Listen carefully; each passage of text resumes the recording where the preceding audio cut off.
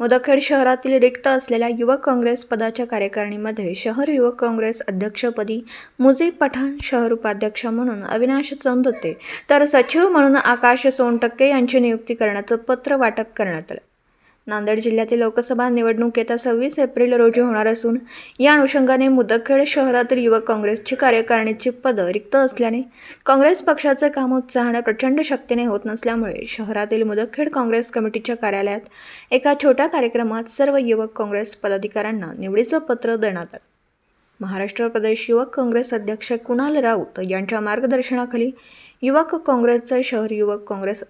अध्यक्षपदी मुजीब पठाण, शहर उपाध्यक्ष अविनाश चौंदते आणि शहर युवक सचिव आकाश सोनटक्के यांच्या निवडीचं पत्र देण्यात आलं। यावेळी जिल्हाध्यक्ष बालाजी गाडे पाटील, तालुकाध्यक्ष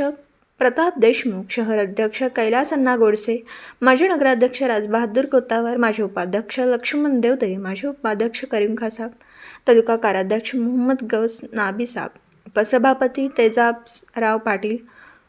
शहर उपाध्यक्ष सूर्यकांत चौंदते, मोहम्मद इलियास आबासी, मोहम्मद नईम बागवान, अतिक अहमद, गफ्फार परेवाले, रमेश बोडके, गिरीश कोतावर, इक्बाल कुरेशी, बबलू भाई, मोहम्मद रफीक मसालेवाले, प्रशांत पाटील कवळे, बालाजी सूर्यवंशी, विजय मेटकर, उपेंद्र देवदे, बालाजी गुळेवाड, राजेंद्र इंजेवाड, राधेश्याम पाटील ढगे, सुरेश पाटील ढगे, गजानन संबूड आदींची यावेळी उपस्थिती होती।